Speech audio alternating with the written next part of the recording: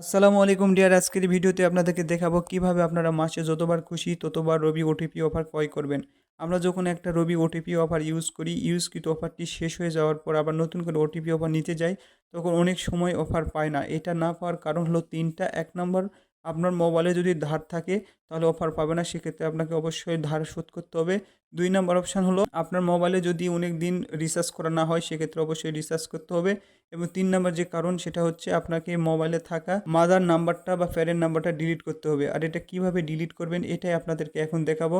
সেজন্য আপনাকে মাই রবি অ্যাপসে যেতে হবে। যাওয়ার পর নিচে যে মাই ফ্যামিলি অপশান আছে, এই ফ্যামিলি অপশানে ট্যাপ করতে হবে। ট্যাপ করলে আপনারা নতুন একটা ইন্টারফেস দেখতে পাবেন। সবার উপরে একটা সাইন আছে, ডিলিট সাইন।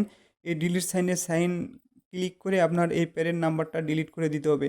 আর এটা তখনই ডিলিট হবে যখন আপনার ইউজকৃত প্যাকেজটির এমবি মিনিট সব 00 থাকবে, তখনই ডিলিট হবে। তাছাড়া কিন্তু ডিলিট হবে না। আমি আপনাদেরকে ডিলিট করে দেখানোর চেষ্টা করি।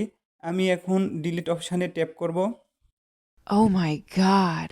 ট্যাপ করার পরে আমার একটা কনফার্ম একটা অপশান আসবে, এই কনফার্ম অপশানে ট্যাপ করব। ট্যাপ করলে দেখা যাচ্ছে একটা অপশান শো করতেছে, সেটা হচ্ছে can not leave group before package expire date. অর্থাৎ আমার মোবাইলে এখন এমবি বা মিনিট আছে জন্য এটা ডিলিট হচ্ছে না। এটা ডিলিট করার জন্য অবশ্যই আপনার প্যাকেজ 00 হতে হবে। সো আশা করি বন্ধুরা বুঝতে পেরেছেন কিভাবে মাদার নাম্বারটা ডিলিট করে দিবেন। তাকে ভালো লাগে অবশ্যই ভিডিওতে লাইক দিবেন এবং ইউটিউব চ্যানেলে দেখলে অবশ্যই চ্যানেলটা সাবস্ক্রাইব করে দিবেন।